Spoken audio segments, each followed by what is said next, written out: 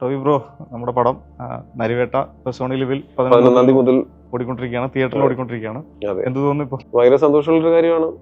തിയേറ്ററിലും അതുപോലെ ഒരു OTT പ്ലാറ്റ്ഫോമിലും ഒരേ സമയം നമ്മുടെ സിനിമ ഓടിക്കൊണ്ടിരിക്കുന്നു എന്ന് പറയുന്നത് ഭയങ്കര സന്തോഷമുള്ള കാര്യമാണ്. ആ സിനിമയുടെ ഒരു ഫസ്റ്റ് വിൻഡോ ആയിരുന്നു ഈ നമ്മളുടെ തിയേറ്ററിലുള്ളത്. ഇനി അടുത്തത് ഇനി OTT-ലും കാലക്രമേണ OTT-ല് കുറെ കാലം ഉണ്ടാവുമല്ലോ.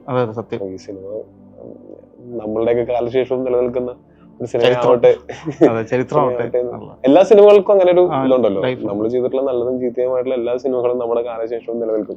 അതാണ് നമുക്ക് ഏറ്റവും വലിയ ഉത്തരവാദിത്വം. ജാഗ്രതയോടുകൂടി ചെയ്യേണ്ടത്.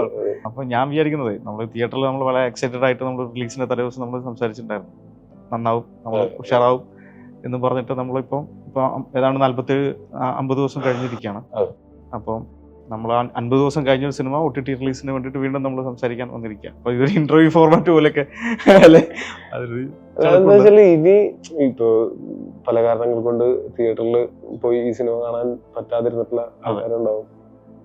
അവരുടെ ഇപ്പൊ നല്ല മഴ സമയത്തൊക്കെ അത് മാത്രമല്ല, ഇപ്പൊ ഈ പറഞ്ഞ പോലെ ആരോഗ്യ പ്രശ്നങ്ങൾ ഉണ്ടായിരിക്കാം, അല്ലെങ്കിൽ ആ സമയത്ത് വേറെ എന്തെങ്കിലും സാഹചര്യം കൊണ്ട് പറ്റാത്തവർക്കൊക്കെ കാണാൻ പറ്റുന്ന ഒരു സാഹചര്യമാണ്. അപ്പൊ ഞാനും വെയിറ്റ് ചെയ്യുന്നത് ഇനിയിപ്പോ അടുത്ത ഒരു സെറ്റ് ഓഫ് ഓഡിയൻസ് ഇത് കാണുകയും അവരുടെയും അഭിപ്രായങ്ങൾ അറിയാൻ പറ്റും എന്നുള്ളതാണ് ഇതിന്റെ ഏറ്റവും സന്തോഷമുള്ള കാര്യം. എന്റെ എന്താ പറയുക, ഞാൻ ഈ സമയത്ത് എനിക്ക് ഇതുവരെ എന്റെ തലയിൽ ഇത് ഓടിയിട്ടില്ല. ഇപ്പത്തേക്ക് വന്ന ഈ മൊമെന്റിൽ വന്ന എന്നെ സംബന്ധിച്ചിട്ട് ഈ സിനിമ ആലോചിക്കുന്ന കാലത്ത് ടോവി വരുന്നു എന്നുള്ള സ്ഥലത്ത് എനിക്ക് ഏറ്റവും ചലഞ്ചിങ് ആയിട്ടുള്ള സാധനം എന്ന് വെച്ചാൽ, അങ്ങനെ നിരവധിയാർന്ന ഇമോഷണൽ സിനിമകൾ ഇപ്പം 2018 അനൂപ്, അപ്പം ഇമോഷണൽ സാധനങ്ങൾ ക്യാച്ച് ചെയ്യുന്നതിലും അത് 2018 അനൂപ് മരിച്ചു പോകുന്ന സമയത്ത് ഞാൻ ഒരു മനുഷ്യൻ എന്ന നിലക്ക് ഞാൻ ഭയങ്കരമായി മെൽട്ടായി പോയ, അയ്യോ വേണ്ടായിരുന്നു, രക്ഷപ്പെട്ട് വന്നാൽ മതിയായിരുന്നു എന്ന് തോന്നുന്നു. അത് ടോവിയുടെ പെർഫോമൻസിന്റെ കൂടെ ഇതാണ്. അപ്പൊ ആ ചലഞ്ചായിരുന്നു തന്നെ ടോവിക്ക്. അതിനെല്ലാം കോമ്പറ്റീറ്റ് ചെയ്യുന്ന തരത്തിൽ ഈ സിനിമ ആവണമെന്നുള്ളൊരു തരത്തിലുള്ളൊരു എൻ്റെ ഒരു ഫിലിം മേക്കറിന്റെ ഒരു അത്യാഗ്രഹമോ മറ്റോ എന്തോ ആയിരിക്കും അത്. പക്ഷേ തിയേറ്ററിൽ നിന്ന് അങ്ങനെ നമുക്ക് അതേപോലെ തന്നെ റെസ്പോൺസ് കിട്ടിയപ്പോൾ ഞാൻ ഭയങ്കര സന്തോഷം. നമ്മളൊന്ന് ഷെയർ ചെയ്ത പോലെ ആ ഷോട്ട് എടുക്കുന്ന സമയത്ത് നമുക്കത് ഉള്ളിൽ കൊണ്ടിരുന്നു. അത് എനിക്ക് തോന്നുന്നു ഇതിനും ആക്ടിങ്ങിന് അങ്ങനെ നമുക്ക് ഇപ്പോഴത്തെ കാലത്ത് ഒരാള് ആക്ട് ചെയ്യുന്ന സമയത്ത് അതിനങ്ങനെ ഒരു പെർട്ടിക്കുലർ റൂൾ ബുക്ക് വെച്ചിട്ട് ഇന്ന ഇമോഷൻ വരുന്ന സമയത്ത് ഇന്നത് വരുന്ന സമയത്ത് അങ്ങനെ ഇല്ലല്ലോ, ഫോർമുലകളോ ഒന്നും ഇല്ലല്ലോ. ആ സമയത്ത് കിട്ടുന്ന ഒരു നമ്മള് നമ്മുടെ മനോധർമ്മവും പിന്നെ ആ ക്യാരക്ടറിനെ പറ്റി നമ്മൾ കൂടുതൽ ചിന്തിക്കുകയും നമ്മൾ ആ ക്യാരക്ടറിന്റെ കഥാ പശ്ചാത്തലമൊക്കെ ഡിസൈൻ ചെയ്തപ്പോ ഇയാൾ എങ്ങനെയായിരുന്നു, അത് ഏറ്റവും കൂടുതൽ എന്നെക്കാൾ നന്നായിട്ട് അറിയാവുന്നത് അതിന്റെ റൈറ്ററിനും ഡയറക്ടറിനും ആയിരിക്കും. ഞാൻ ആ സമയത്ത് ഇതൊരു വലിയ ഓഡിയൻസിലേക്ക് പോകുന്ന സിനിമയൊക്കെ ആണെങ്കിലും എന്റെ ആ സമയത്ത് അനുരാജിനെയും അഭിനയും നിങ്ങളുടെ കയ്യിൽ നിന്നാണ് എനിക്ക് ആ ഒരു വാലിഡേഷൻ ആവശ്യമുണ്ടായിരുന്നു. അതാണ് കാര്യം എന്ന് വെച്ചാൽ, ഇപ്പൊ ഇന്ന മൊമെന്റിൽ ഇന്ന ബ്ലിങ്ക്, ഇന്ന മൊമെന്റിൽ ഇന്ന മുഖത്തിന്റെ ഇന്ന മസിൽ ചലിപ്പിച്ചു എന്ന് പറഞ്ഞിട്ട് നമുക്ക് ചെയ്യാൻ പറ്റുന്ന ഒരു കാര്യമല്ലല്ലോ. അപ്പൊ ആ സമയത്ത് നമ്മൾ മാനസികമായിട്ട് ആ ക്യാരക്ടറിന്റെ മാനസികാവസ്ഥകളിലൂടെ കടന്നു പോകാനായിട്ട് ശ്രമിക്കുക. നമ്മള് സ്ക്രിപ്റ്റിന്റെ ഫസ്റ്റ് ഒരു റീഡിങ് മുതൽ നമ്മളെ മനസ്സിൽ ഉണ്ടായിട്ടുള്ള രൂപപ്പെട്ടു പരസ്പരം ഫീഡ് ചെയ്യാണ്ടായിരുന്നു. ഇപ്പൊ തിരിഞ്ഞു നോക്കുമ്പോൾ അങ്ങനെയാ, നമ്മളിപ്പോ അങ്ങോട്ടും ഇങ്ങോട്ടും സംശയങ്ങൾ നമുക്ക് അങ്ങനെ ഒരു സ്പേസും ഉണ്ടായിരുന്നു ഡിസ്കസ് ചെയ്യാനായിട്ട്. ഇത് ഇങ്ങനെ ചെയ്യണോ എന്ന് ചോദിക്കാനുള്ള ഒരു സ്പേസും ഉണ്ടായിരുന്നു. എനിക്ക് നിങ്ങൾ രണ്ടാളും പറഞ്ഞു തന്നിട്ടുള്ള കാര്യങ്ങൾ വെച്ചിട്ടാണ് എനിക്ക് ഈ വർഗീസ് പീറ്റർ എന്ന് പറയുന്ന ഒരു വ്യക്തിയെ അറിയാവുന്നത്. അപ്പൊ അതുകൊണ്ട് തന്നെ ഞാൻ ആ വർഗീസ് പീറ്റർ ആയിട്ട് പെർഫോം ചെയ്യുന്ന സമയത്ത് നിങ്ങളുടെ മനസ്സിലാണല്ലോ അത് ആദ്യം സൃഷ്ടിക്കപ്പെട്ടിട്ടുള്ളത്. ആ ക്യാരക്ടറിന്റെ അത് എന്റെ റൂൾ ബുക്ക് എന്ന് പറഞ്ഞാൽ നിങ്ങളുടെ വാലിഡേഷൻ ആണ്. ഞാൻ എന്റെ മനോധർമ്മവും നമ്മുടെ ഡിസ്കഷൻസിന്റെ ബാക്കിയൊക്കെ വെച്ചിട്ട് നമ്മൾ ചെയ്യുന്ന സമയത്ത് അതിനിപ്പോ തിയേറ്ററിൽ ഇപ്പൊ കിട്ടുന്ന സിനിമ ഇറങ്ങിയതിനു ശേഷം കിട്ടിയിട്ടുള്ള അപ്രിസിയേഷന്റെ ഒക്കെ ഒരു തുടക്കം എന്ന് പറഞ്ഞാൽ ഞാൻ നിങ്ങളുടെ വാലിഡേഷന് വേണ്ടിയിട്ടാണ് ഫസ്റ്റ് ചെയ്യുന്നത്. എന്റെ ആ സിനിമയുടെ ക്രിയേറ്റേഴ്സിന്റെ വാലിഡേഷൻ ആണ് ഫസ്റ്റ് കിട്ടുന്നത്. അത് കിട്ടിക്കഴിയുമ്പോൾ തന്നെ ഞാൻ വളരെ സാറ്റിസ്ഫൈഡ് ആണ്. അതിന്റെ കൂടെയാണ് തിയേറ്ററിൽ വന്ന് പ്രേക്ഷകരും അതേപോലെ. ഇത് നമുക്ക് നേരത്തെ ഞാൻ പറഞ്ഞ റൂൾ ബുക്കും ഇല്ലാത്ത കാരണം ഇത് വർക്ക് ആയിട്ടുണ്ടോ ഇല്ലയോ എന്ന് അറിയാനായിട്ട് ഒരേ ഒരു വഴി ഇത് കണ്ടുകൊണ്ടിരിക്കുന്ന പ്രേക്ഷകരിൽ എന്തെങ്കിലും ഒരു ചലനം സൃഷ്ടിക്കാനായിട്ട് ആ പെർഫോമൻസിനെ പറ്റിയിട്ടുള്ളൂ. അത് മാത്രമാണ്, അല്ലാതെ നമുക്ക് വേറെ ഇതിന് അളവ് പോലും ഇല്ല. നമ്മളും ചെറുപ്പത്തിലൊക്കെ തിയേറ്ററിൽ പോയി സിനിമകൾ കണ്ടിട്ട് നമ്മൾ ചിരിക്കുകയും കരയുകയും ആവേശഭരിതരാവുകയും ഒക്കെ ഉണ്ടായിട്ടുണ്ടല്ലോ. അതേപോലെ തന്നെ ഞാനിപ്പോഴും തിയേറ്ററിൽ പോയി ഒരു സിനിമയൊക്കെ കണ്ട് ഇമോഷണൽ രംഗങ്ങളൊക്കെ വന്നു കഴിഞ്ഞാൽ അത് പല ആളുകൾക്കും പല രീതിയിലായിരിക്കും. ഞാൻ കുറച്ച് പെട്ടെന്ന് ഇമോഷണൽ ആവുന്ന ആളാണ്. അതല്ലാതെ കല്ലുപോലിരിക്കുന്ന ആൾക്കാരും ഉണ്ടാവുമല്ലോ. വർഗീസ് ആണെങ്കിലും ഈ പറഞ്ഞ പോലെ അയാള് സെൽഫിഷ് ഒക്കെ ആണെങ്കിലും ഈവിൾ ആയിട്ടുള്ള ഒരാളല്ല തുടക്കം മുതൽ. മറ്റേ സെൽഫിഷ് ആണ്. അതെല്ലാ മനുഷ്യരെയും പോലെ ആ സെൽഫിഷ്നെസ് കുറേശ്ശെ എല്ലാവർക്കും ഉണ്ട്, എനിക്കും ഉണ്ടാവും, എല്ലാവർക്കും ഉണ്ട്, എല്ലാവർക്കും ആ ഒരു സെൽഫിഷ് ആഗ്രഹങ്ങളുണ്ടല്ലോ. അതുപോലെ വർഗീസിനും എനിക്ക് തോന്നിയിട്ടുള്ളത് അയാൾ സെൽഫിഷ് ആണ്. അയാളുടെ കൺവീനിയൻസ് ആണ് ഏറ്റവും കൂടുതൽ നോക്കിയിട്ടുള്ളത്. അയാൾ ആ കൺവീനിയന്റ് അല്ലാത്തൊരു സ്ഥലത്തേക്ക് അയാള് പക്ഷെ അങ്ങനെ ഒരു സ്ഥലത്തേക്ക് എത്തിക്കഴിഞ്ഞപ്പോ മുതലാണ് ഇയാൾ കുറച്ചും കൂടെ ഒരിക്കലും പ്ലാൻ ചെയ്യാത്തൊരു സ്ഥലത്തേക്കാണ് പുള്ളി അയാളുടെ പെർസ്പെക്റ്റീവ് മാറുന്നതും പുള്ളിയുടെ സ്വപ്നത്തിൽ പോലും ഇല്ലാത്ത സ്ഥലത്തേക്കാണ്. അവിടെയാണ് ഈ സിനിമയുടെ ഗിയർ ചേഞ്ച് ആവുകയും ചെയ്യുന്നത്. ഇത് ആദ്യം ഈ സിനിമ ആലോചിക്കുന്ന സമയത്ത് എന്തായിരുന്നു ഏറ്റവും കൂടുതൽ അട്രാക്ട് ചെയ്ത ഒരു എലമെന്റ്?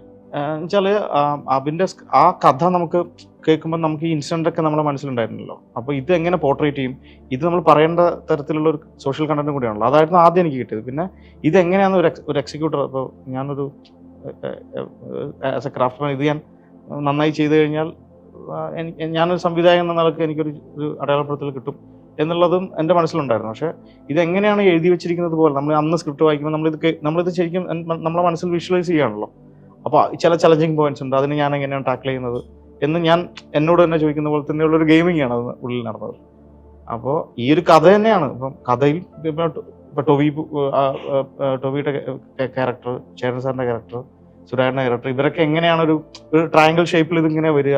കുറെ ഓപ്ഷൻസ് ഉണ്ടായിരുന്നുണ്ടാവുമല്ലോ, കുറെ സിനിമകൾ കഥകൾ കേട്ടിട്ടുണ്ടാവുമല്ലോ. അപ്പൊ അത് ഭയങ്കര കമേഴ്ഷ്യൽ എന്ന് പറയാവുന്ന പോലത്തെ നല്ല കമേഴ്ഷ്യൽ സിനിമയും അങ്ങനെയും ഉള്ളൊരു ഓപ്ഷൻ ഉണ്ടായിരുന്നു. ഭയങ്കര ആർട്ട് ഹൗസ് എന്ന് പറയുന്ന അങ്ങനത്തെ ഒരു ഓപ്ഷനും ഒരു ഫിലിം മേക്കറിന് എപ്പോഴും ഉണ്ട്. ഇതിന്റെ ഇടയ്ക്ക് നിൽക്കുന്ന ഇപ്പൊ നമ്മുടെ സിനിമ കുറച്ച് അങ്ങനത്തെ ഒരു ശശി MT സിനിമകൾ ഭയങ്കര, അല്ലെങ്കിൽ ഹരിൻ സാറൊക്കെ ചെയ്തിരുന്ന പഞ്ചാഗ്നി പോലത്തെ സിനിമകളൊക്കെ ഈ ടിവിയിൽ അന്ന് വരുന്ന സിനിമകളിലെ അന്നത്തെ സോഷ്യൽ സാഹചര്യത്തിനെ ഒന്ന് ട്രിഗർ ചെയ്യുന്ന പോലെയുള്ള. ഇപ്പൊ ഇന്നലെ ഞാൻ ഭരതൻ സാറിന്റെ പ്രണാമം എന്നുള്ളൊരു പടം കണ്ടിരുന്നു. അപ്പോൾ ഇന്നലെ വെറുതെ ഓടിച്ചിട്ട് കണ്ടതാ. അതും ആ കാലത്തെ ഒരു ഒരു വിഷയം കൈകാര്യം ചെയ്യുന്ന സിനിമ. എനിക്കത് ഇഷ്ടമാണ് കണ്ടോണ്ടിരിക്കുക. അപ്പൊ അത്തരത്തിലുള്ള വിഷയങ്ങളെ ആസ്പദമാക്കിയ സിനിമകൾ വളരെ കുറവാണ് നമ്മുടെ കാലത്ത്. അപ്പൊ ഞാനതിനെ അടയാളപ്പെടുത്തുന്നു. നമ്മൾ ഒരു ടീമായിട്ട് തന്നെ അഡ്രസ് ചെയ്യുന്നൊക്കെ പറയുന്ന ചലഞ്ച് എന്തായിരിക്കും നമുക്കറിയില്ല. ആ ചലഞ്ചാണ് നമ്മൾ പിക്ക് ചെയ്തത്. ചിലപ്പോൾ ടൊവിയ തന്നെ ആയിരിക്കുമല്ലോ ആ ക്യാരക്ടർ എങ്ങനെയായിരിക്കും വരുന്നത്, ഞാൻ എങ്ങനെ ആയിരിക്കും അത് വർക്ക്ഔട്ട് ചെയ്യുന്നൊക്കെ ഉള്ള ഒരു. വർഗീസിന്റെ കഥാപാത്രങ്ങളുടെ ചേഞ്ചസ് ഇല്ലേ, നമ്മൾ തുടക്കത്തിൽ തന്നെ ഇയാൾ വയനാട്ടിൽ പോകുന്നതോടുകൂടി പുള്ളിയുടെ മാനസികാവസ്ഥയും പുള്ളിയുടെ പ്രതലവും വളരെ വളരെ കംഫർട്ട് സോണിൽ നിന്ന് വന്നിട്ട് പുള്ളി വേറെ സ്ഥലത്തേക്ക് ട്രാപ്ഡ് ആവണം. അപ്പോൾ ആ സമയത്ത് ഈ കോ ആർട്ടിസ്റ്റ് തന്ന ഒരു കംഫർട്ട് സോൺ എങ്ങനെയായിരുന്നു? സുരാട്ടൻ, ചേരൻ സാർ, പിന്നെ ഈ പറഞ്ഞ ഇത്രയും ക്രൗഡ് നമുക്കുണ്ടായിരുന്നു. എന്നെക്കാളും വളരെ സീനിയർ ആയിട്ടുള്ള ആൾക്കാരാണ് സുരാട്ടനാണെങ്കിലും. ചില സാധനങ്ങൾ എനിക്ക് കേൾക്കാം, എനിക്ക് ഹെഡ്ഫോണിൽ കേൾക്കാം, ചിലത് എനിക്ക് കേൾക്കാൻ പറ്റില്ല. നിങ്ങൾ അവിടെ കിടന്ന് ചിരിക്കുകയും ഭയങ്കര എനിക്ക് ഷൂട്ടിന്റെ സമയത്താണെങ്കിലും ഷൂട്ട് കഴിഞ്ഞിട്ടുള്ള സമയത്താണെങ്കിലും അല്ലെങ്കിൽ ബ്രേക്ക് സമയത്ത് ഇരിക്കുന്നത് എനിക്ക് ഭയങ്കര ഇഷ്ടമാണ് സീനിയേഴ്സ് ആയിട്ടുള്ള ആൾക്കാരോട് സമയം സ്പെൻഡ് ചെയ്യാൻ. അത് നമ്മൾ പേർപ്പസ്ഫുള്ളി നമ്മൾ എന്തെങ്കിലും പുതിയത് അവരെ നിന്ന് പഠിക്കാൻ വേണ്ടിയിട്ട് ചെയ്യണതല്ല. പഠിപ്പ് അത് സബ് കോൺഷ്യസ്ലി നടന്നിട്ടാണ്. അവരുടെ പെർസ്പെക്റ്റീവും അവരുടെ ക്വാളിറ്റീസും ഒക്കെ കണ്ട് അതിൽ നിന്ന് ഇൻസ്പയർഡ് ആവാനായിട്ട് എനിക്ക് ഒരുപാട് അവസരം കിട്ടിയിട്ടുണ്ട്. അതിനേക്കാളൊക്കെ ഉപരി ഞാൻ സിനിമയിൽ വരുന്നതിനേക്കാളും മുമ്പ് സിനിമയിലുള്ള ആൾക്കാരാണ്. ഇപ്പോൾ സുരാജനാണെങ്കിലും ചേരൻ സാറാണെങ്കിലും മറ്റു ഈ സിനിമയിലുണ്ടായിരുന്ന പലരും.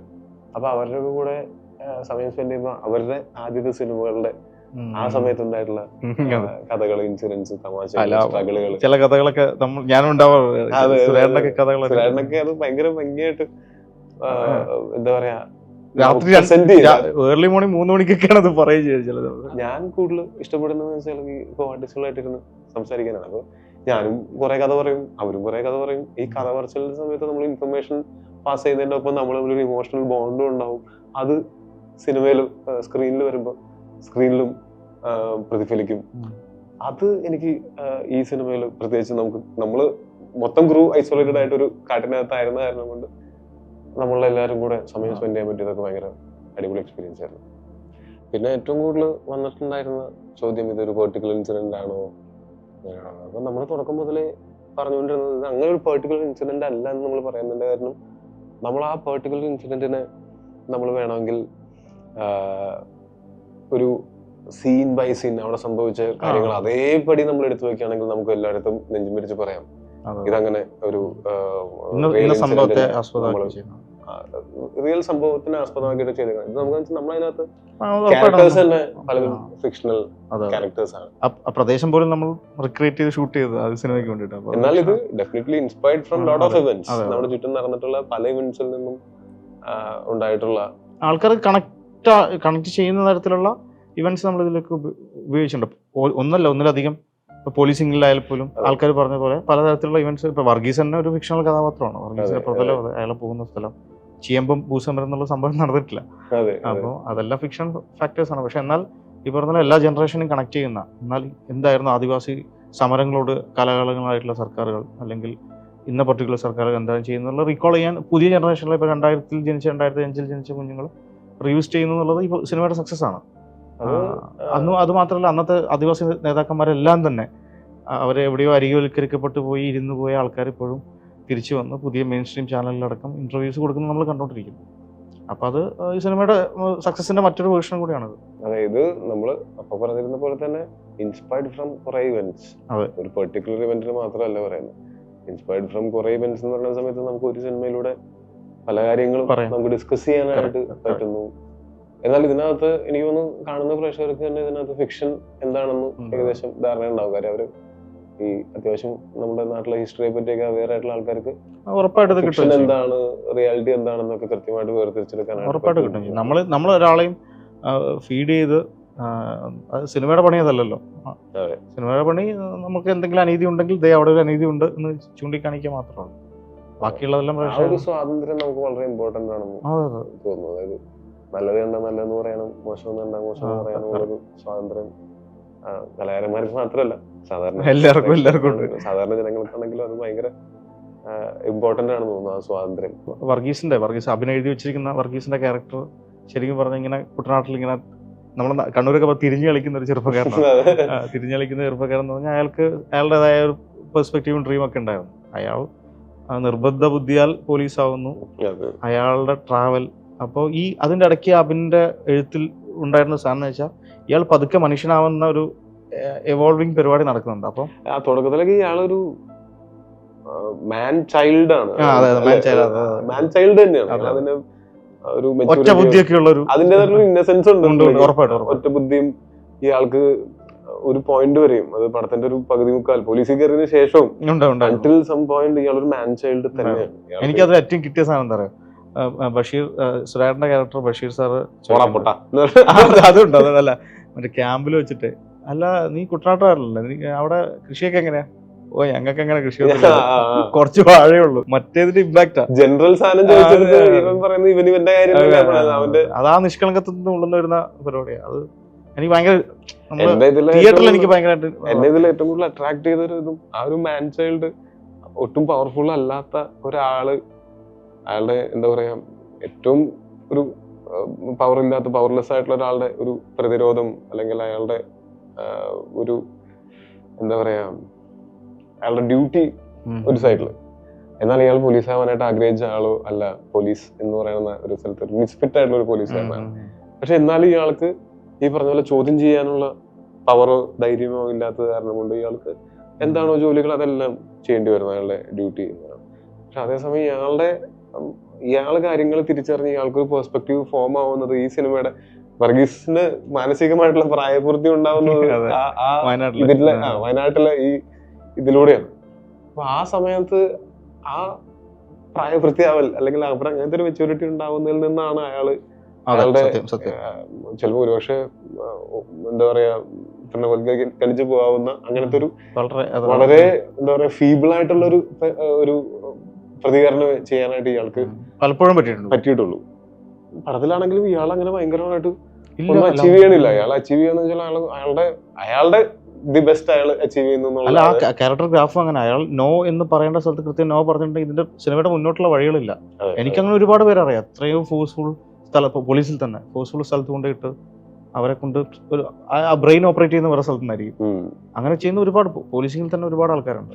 എനിക്കതിൽ ഏറ്റവും ആ ഒരു തോന്നുന്നത് സെൽഫിഷ് ആയിരുന്ന ഒട്ടും മെച്ചൂർഡ് അല്ലാതിരുന്ന ഒരു മാൻ ചൈൽഡ് പൂർണ്ണ വളർച്ച അയാളുടേതായിട്ടുള്ള ഒരു ഇമോഷണൽ മെന്റൽ മെച്യൂരിറ്റി ഒക്കെ വന്ന് അയാളൊരു മാൻ ചൈൽഡിൽ നിന്ന് ഒരു റെസ്പോൺസിബിൾ സിറ്റിസണായി അല്ലെങ്കിൽ റെസ്പോൺസിബിൾ ഹ്യൂമൻ ബീയിങ് ആയിട്ട് മാറുന്നു. അയാൾക്ക് കുറെ പേടികളും ഒക്കെ ഉള്ള ഒരാളാണ്. അയാളവിടെ അട്ടകടി വരെ പേടിക്കുന്ന ഒരാളാണ്. അതിൽ നിന്ന് അയാള് സെൽഫ്ലെസ് ആയിട്ടുള്ള ഒരു ഇതിലേക്ക് പോകുന്നു എന്നതാണ്. അതും ഭയങ്കര സിനിമാറ്റിക് ആയിട്ടുള്ള ഒരു സെൽഫ്ലെസ് ആക്ടിലേക്കൊന്നല്ല അയാൾ പോകുന്നത്. അയാളുടെ പരിമിതികൾക്കുള്ളിൽ നിന്നുകൊണ്ട് അയാൾ ഒരു കാര്യം ചെയ്യുന്നത്. അതാണ് എന്നെ ഈ ക്യാരക്ടറിനെ ഈ സിനിമയിലേക്ക് ഏറ്റവും കൂടുതൽ അടുപ്പിച്ചിരുന്ന ഒരു എലമെന്റ്. ഈ കോൺട്രാസ്റ്റ് തുടക്കത്തിലും അവസാനത്തിലും ഉണ്ടാവുന്ന ഇയാളുടെ ഭയങ്കര നൂൽപ്പരോടെയാണ് ഞാൻ പറയുന്നത് വെച്ചാൽ, ഞാൻ എന്റെ പെർസ്പെക്റ്റീവ് ഇത് ശരിയാണെന്നില്ല.